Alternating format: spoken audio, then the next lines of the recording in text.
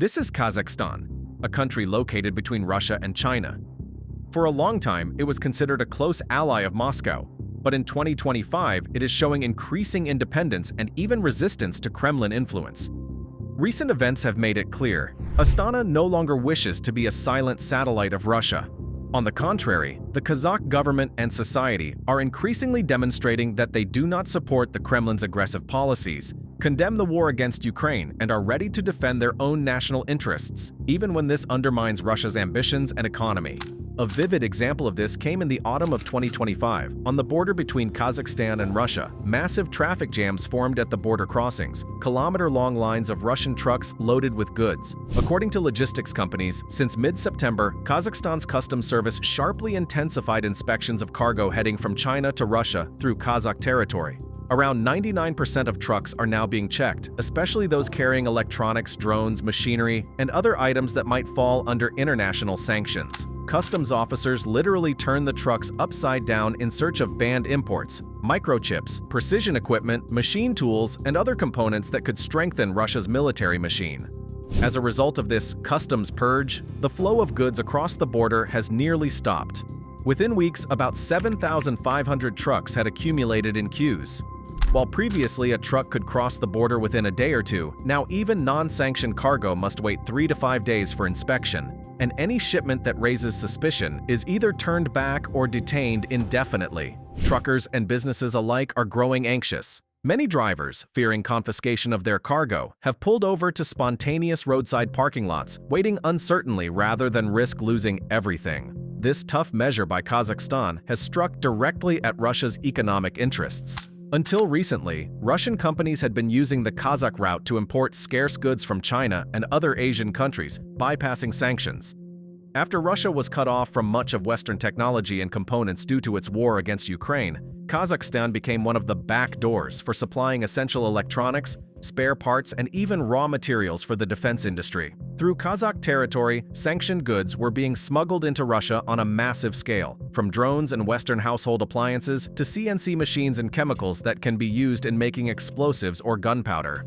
All of this was done under the guise of civilian imports or through shell companies, but now that channel is rapidly closing. Kazakhstan's inspections have effectively paralyzed this transit route. Shipments are stuck, Russian buyers and factories are running short of critical parts, and contracts are being delayed or broken. Experts note that some categories of goods, such as microchips, modern machine tools, or complex electronics, can no longer pass through Kazakhstan at all. Customs officers turn them back in 100% of cases. In this way, Kazakhstan is deliberately, though without loud declarations, creating serious obstacles to the Kremlin's attempts to bypass international sanctions. Officially, Kazakhstan has not joined the sanctions against Russia. Its economy is too closely tied to its neighbors to afford a complete break. Astana constantly emphasizes its desire to remain neutral. Yet this neutrality is unique. It means non-involvement in the war, but also refusal to let Russia use Kazakh territory or companies to undermine the sanctions regime. Kazakh officials have publicly stated that they will not allow their country to become a gray zone for smuggling. We are not introducing our own sanctions against Russia, but we also do not want others to bypass theirs through us, explained Deputy Foreign Minister Roman Vasilenko. According to him, Kazakhstan must act carefully. While Western restrictions hurt Russia, they can also harm anyone helping Moscow evade them. Therefore, Astana is maintaining dialogue with both the European Union and the United States, assuring them of its reliability, while simultaneously signaling to the Kremlin that the loopholes along the Kazakh border are disappearing. Thus, Kazakhstan's actions in 2025, large-scale cargo inspections, strict control, and the effective blockade of sanctioned goods transit have become a direct blow to the Russian economy, already weakened by isolation. Moscow is losing yet another channel for importing strategic materials and technologies, and therefore losing one more way to sustain its war machine. No less telling is the cultural and informational defense line that Kazakhstan has raised against Russian influence. In Russia itself, culture and show business have long been turned into instruments of propaganda. Many performers openly support the war, participate in pro-Kremlin rallies, and perform at concerts that glorify aggression. In the past, such stars toured freely across the post-Soviet space, filling concert halls without much concern for politics. But now, the doors of Kazakhstan are closing to them. Throughout 2023 to 2024, concerts by Russian performers known for their pro-Kremlin stance were repeatedly cancelled. The Kazakh public and civic activists reacted strongly to the announcements of such visits. Social media erupted with outrage. Petitions were launched demanding that the artists be barred from performing, and the authorities took these sentiments seriously. For example, in the summer of 2023, a concert by singer Grigory Leps in the city of Tokayev was cancelled. Leps had openly supported Putin's war and even entertained Russian soldiers. The decision came after public protests reminded the organizers that Leps was a typical Zed artist, a performer who promotes aggression. The authorities unofficially hinted to promoters that now is not the time for such guests, and the concert was quietly called off. The culmination of this trend came with the scandal surrounding Polina Gagarina in 2025. Gagarina, a well-known Russian pop singer, has participated in pro-regime events and concerts supporting the Kremlin. She had planned a major Central Asian tour, including performances in Astana and Almaty at the end of November 2025. However, Kazakhstanis decided to show that such guests were unwelcome. A group of activists launched an online petition to the Kazakh Ministry of Culture, demanding that Gagarina's concerts be banned. The petition stated explicitly that the artist publicly supports Putin's policies, which violate international law and threaten peace. The authors emphasized that allowing Gagarina to perform could be seen as an endorsement of views contrary to Kazakhstan's official position, one that advocates peaceful conflict resolution. Moreover, her appearance could spark social tension and division, as many Kazakh citizens are outraged by the war against Ukraine. The petition quickly gained support, and the results soon followed. Ticket sales for Gagarina's concerts were first suspended, then the organizers announced the cancellation of her shows. In effect, she was shown the door. Her tour had to be postponed or cancelled altogether, at least in Kazakhstan. This was not an isolated case. In Kazakhstan, an informal blacklist of Russian cultural and media figures has taken shape, people deemed undesirable for entry. Among them are outspoken propagandists and hate-mongers. According to Kazakh officials, the list includes notorious TV personalities such as Tina Kandelaki and Tigran Keosayan, as well as Russian lawmakers who have made disparaging remarks about Kazakhstan. It is known that in the spring of 2023, Astana banned several Russian public figures from entering the country. Among them were propagandist Alexander Dugin, ideologue of the Eurasian Empire concept, MP Yevgeny Fyodorov, famous for his imperialist statements about Russian territories among neighboring states, MP Pyotr Tolstoy, and former Russian Foreign Minister Yevgeny Primakov, the grandson of the ex-prime minister and current head of the Russian agency Rosotrudnichestvo. Tellingly, none of these individuals were given official explanations. They were simply turned away at the border as persona non grata. Unofficially, Kazakh officials have said, "Those who insult our country or support aggression will not be our guests." Thus, Kazakhstan is steadily and deliberately cleansing its informational space of Kremlin poison. Pro-Kremlin concerts, tours, and media appearances are no longer welcome. The message is clear. Kazakhstan does not want Russia's war or ideology to infiltrate its territory, not through songs nor through television shows. The reasons behind this position lie not only in state policy, but also in the mood of Kazakh society itself. Many citizens of Kazakhstan were deeply shocked by Russia's full-scale invasion of Ukraine. For a country bordering Russia and sharing a long history of friendship with it, watching the Kremlin's regime bomb a neighboring sovereign nation was a cold shower. In the first days of the invasion, in February 2022, most people did not know how to react. Moscow's informational influence had long been powerful, but the situation changed rapidly. For the first time in many years, Kazakhstan allowed open pro-Ukrainian rallies.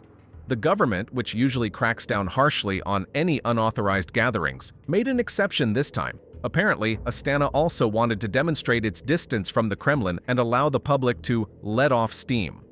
On March 6, 2022, a large anti-war demonstration took place in Almaty, the biggest in the entire post-Soviet space, outside Ukraine itself, at that time.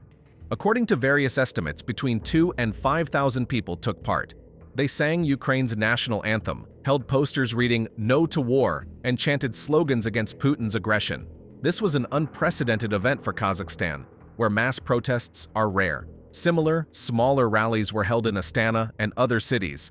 The police did not disperse the participants, though they maintained a watchful presence. In doing so, the people of Kazakhstan made it clear they did not support the Kremlin's bloody ambitions. Of course, not all Kazakhstanis are united in their sympathies. The country is multi-ethnic, and a large part of the population speaks Russian and traditionally felt warmth toward Russia.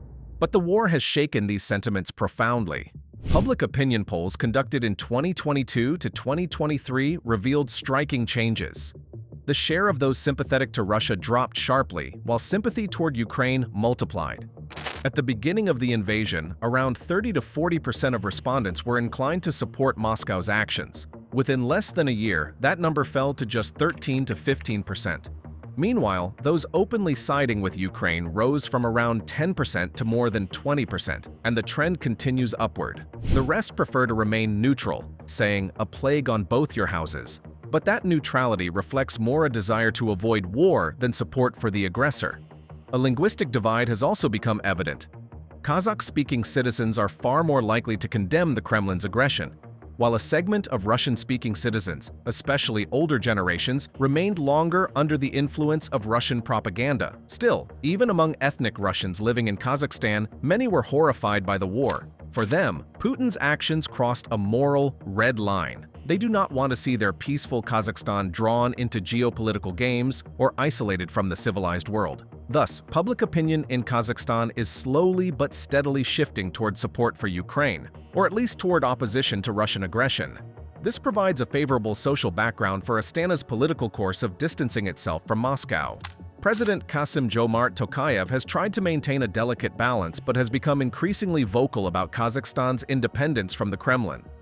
On international platforms, he consistently emphasizes the importance of territorial integrity, a clear allusion to Ukraine. Back in June 2022, at the St. Petersburg International Economic Forum, Tokayev made a bold statement while sitting on the same stage as Putin. Kazakhstan would not recognize the independence of the so-called Luhansk and Donetsk People's Republics, calling them quasi-state territories. For the Kremlin, it was a slap in the face, but Moscow swallowed it, likely not wanting to quarrel with an ally at that moment. Tokayev has since maintained his line of non-recognition toward all illegal annexations.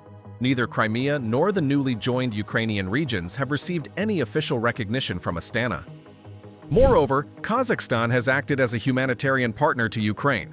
In March 2022, Kazakh aircraft made 3 flights to Poland, delivering tons of medicine, medical supplies, and food for Ukrainians affected by the war. It was a purely humanitarian mission, but a symbolic one, widely covered by the media to demonstrate that Kazakhstan was not on the side of war.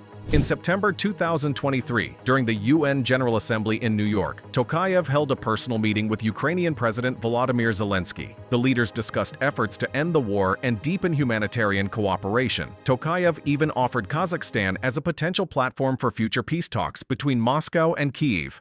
While such initiatives remain hypothetical for now, the gesture itself is significant. It shows that Astana seeks the role of a peacemaker, not that of an aggressor's ally. And the Kremlin understands this all too well. Naturally, Russia is trying hard to keep Kazakhstan within its sphere of influence. Kremlin strategists have long viewed neighboring post-Soviet countries as younger brothers, or even as parts of so-called historical Russian lands. When it comes to Kazakhstan, imperial hints occasionally surface in the Russian information space. One scandalous politician might claim that Kazakhstan did not exist before the USSR and its territory was a gift from Russia, while propagandists threaten, "Don't get too proud, or you'll end up like Ukraine." The loudest scandal erupted after the cancellation of Kazakhstan's Victory Day parade in 2022. Russian TV host Tigran Kayosayan was so outraged that he went on air threatening Kazakhstan with a repeat of the Ukrainian scenario. He warned that Astana should think twice before provoking Moscow, or it might lose Russia's friendship and face its own denazification. These remarks sparked outrage across Kazakhstan. In response, the Kazakh authorities chose not to engage in public confrontation, but drew their conclusions. Shortly afterward, Kayosayan and his wife were added to the list of undesirable persons.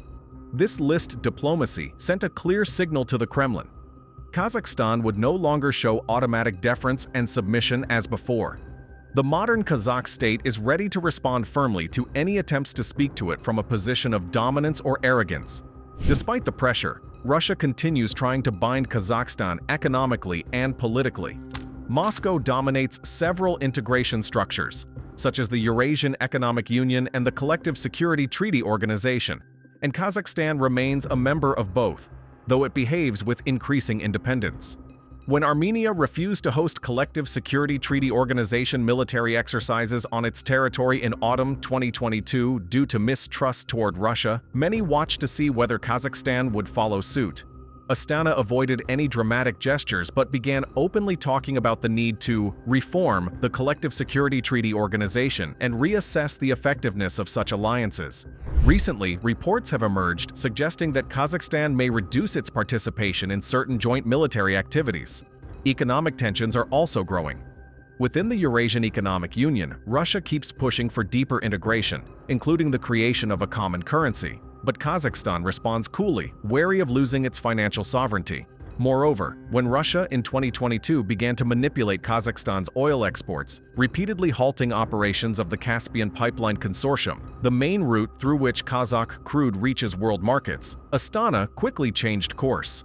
Kazakhstan signed agreements with Azerbaijan and Turkey to transport part of its oil bypassing Russia, using tankers across the Caspian Sea and pipelines through the Caucasus. While these volumes remain modest, the very fact that Kazakhstan is actively seeking alternatives to Russian routes is highly symbolic. It undermines Moscow's monopoly on Central Asian energy transit and potentially weakens Russia's leverage over the Kazakh economy. In turn, Russia is trying to lure its neighbor back with joint projects, for example by proposing to build a nuclear power plant in Kazakhstan using Rosatom technology. Such a project would tie Astana to Russian nuclear fuel and expertise for decades. However, this idea has sparked significant controversy within Kazakhstan, facing opposition from environmentalists and public protests, so the decision has been postponed. It is increasingly evident that Kazakhstan's leadership fully understands the risks of excessive closeness with Russia. Instead, it strives to maintain a balanced foreign policy, cooperating simultaneously with Europe, China, and Turkey to reduce dependence on any single center of power.